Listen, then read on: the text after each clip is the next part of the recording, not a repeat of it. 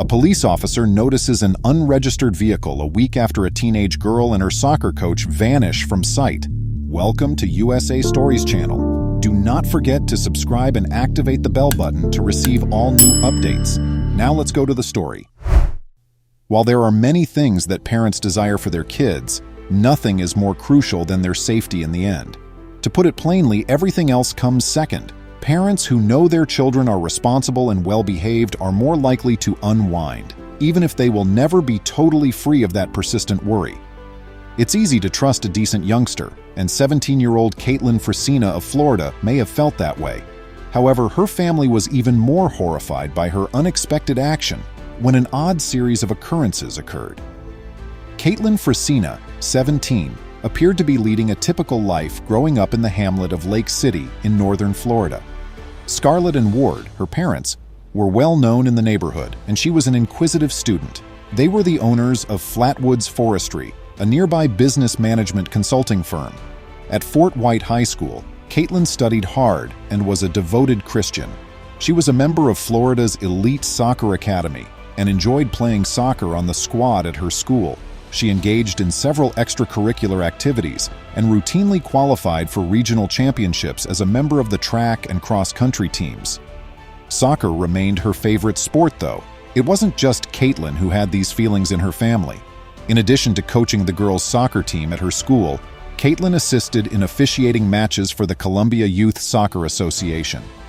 Despite her hectic schedule, Caitlin never hesitated to provide a hand at the family company, and her parents cherished her kind disposition and amiable demeanor.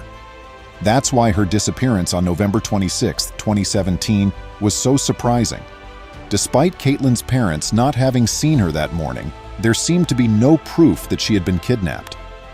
In reality, authorities had good cause to think that at some point the previous evening, the adolescent girl had just walked out of her family's house of her own volition. That seemed to be confirmed by the one pair of tracks outside their house. People started to wonder why Caitlin would do something like that right quickly, but it didn't take them long to get a hint. As it happened, Caitlin had made a visit at an ATM in St. Mary's, Georgia, more than 100 miles away from her own house, to take out $200. She was seen by police on closed-circuit video, CCTV, as she made her way towards the Carolinas in the north.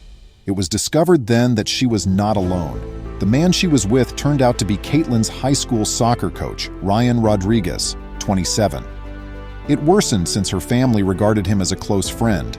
Authorities had grown concerned that Ryan and Caitlin were having an illicit connection even before Caitlin's strange disappearance in August 2017, even though they had already determined the two were only pals. Were they mistaken? Scarlett said, "As far as we knew, he was just a friend," to the Lake City Reporter in November 2017. However, Caitlin's pals had a different opinion. They even gave the police a tip suggesting that the connection may have had a romantic component. Nothing was more important to her parents than her coming home. "We love her so much," stated Scarlett, "and it doesn't matter what has happened or where she is. All we're concerned with is her safety." Unsettling material was found on Caitlin's phone, which she had left behind before running from her house while the search went on. Police started looking for Ryan's 2001 Mercury Sable after receiving a string of lewd communications from Ryan. At last, a breakthrough occurred on December 1st afternoon. All the way in Salina, New York, police officer Todd Grant saw a car that looked just like Ryan's, and he even followed the driver into a parking lot to confront him. Ryan was the driver, and right there behind him, seemingly unscathed, was Caitlin. Ryan's plans were made public and he was promptly apprehended. He stated that he had taken a job in Salina and that he was trying to get enough money to buy fictitious documents to bring Caitlin into Canada. It seemed like Ryan thought Caitlin was just as ready as he was to start a new life with him. However, Caitlin's pals weren't convinced. One allegedly told police she didn't know how to get out of it, and if she did, he would mess up her life. Caitlin was reunited with her parents in New York the next day. There was still a lot of work to be done, even though her aunt posted images of the incident online and said it was a lovely moment. Although Caitlin's family was overjoyed to get her back, the police's work was far from done. She's a 17-year-old high school student who I feel was influenced by someone who was in control who was in a supervisory role, and that shouldn't be, a police officer said. For his part, Ryan's story was probably not over happily. Law enforcement even contemplated accusing him with abduction, in addition to the allegations of interfering with child custody. He would also be in considerably more danger if they could establish that Ryan and Caitlin had an improper connection. Given that he was over 23 and Caitlin was under 18, the state's close-in-age exemptions were broken. The most important thing right now is that Caitlin is safe.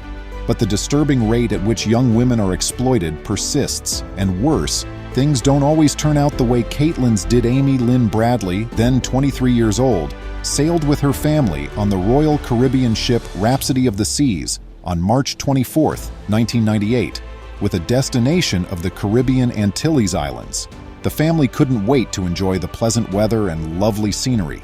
There were a lot of other travelers aboard the cruise ship, all ready to have a good time. Amy, her mother Eva, brother Brad, father Ron, and sister Eva embarked at San Juan, Puerto Rico, and made their first stop in Aruba.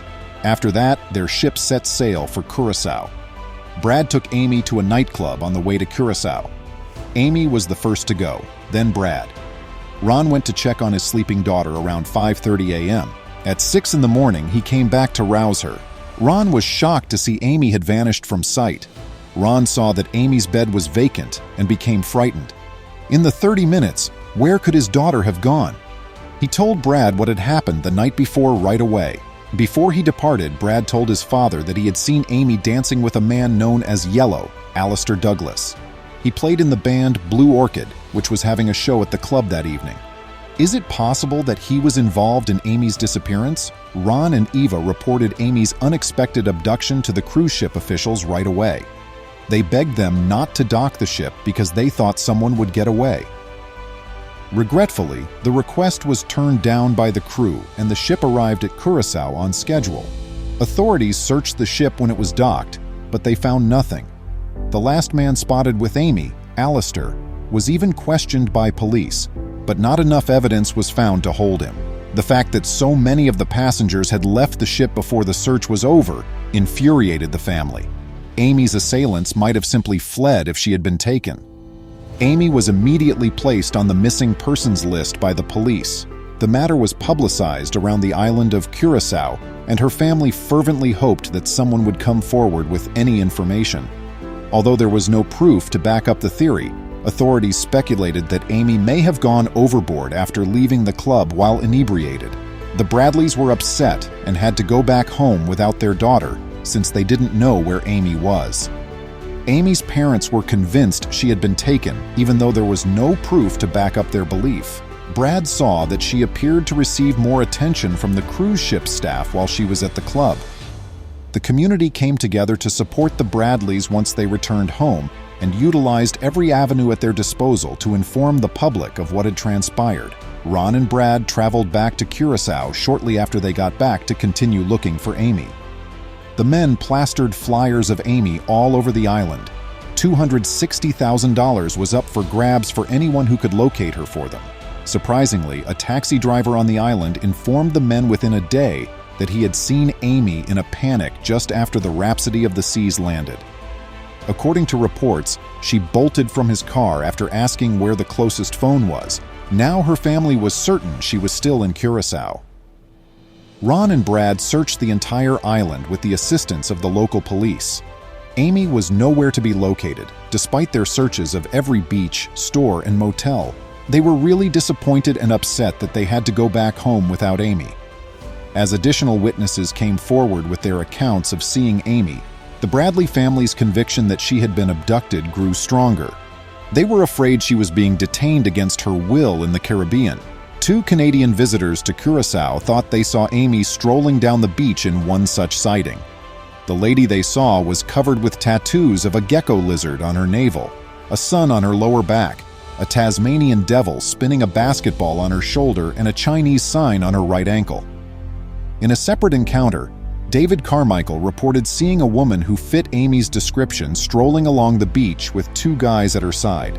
David said that as she went up to him, the males pushed her off. The Bradley family requested that the area of the claimed encounter be searched by the local police, but they turned up nothing. Amy was apparently seen inside a Curacao brothel by another man who served in the Navy.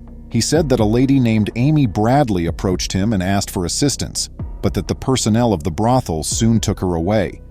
The sailor delayed calling the police since he wasn't supposed to be at the brothel. Since then, the brothel has burnt down. Amy may have been spotted in a Barbados restroom once more. The woman seemed scared, and a visitor named Judy Moorer claimed to have seen her, but Judy hurried away, and she was never seen by Judy again. Then, in 2005, pictures of a lady in skimpy clothing who was purportedly the Bradley family's daughter were supplied to them by an unidentified source. The family viewed the photos as proof that Amy had really been coerced into sexual slavery, despite the fact that detectives were unable to locate the original source. The Bradleys are hoping that Amy will eventually come home thanks to all of these leads. They employed a Curacao-based private investigator, and he set out to locate her. The family will continue to cherish her memories and think about her every day till he returns. Please remember to subscribe to our channel, give us a thumbs up, and turn on the notification bell so you won't miss any of our videos. If you enjoyed the tale, the next video that plays on your screen will probably move you too.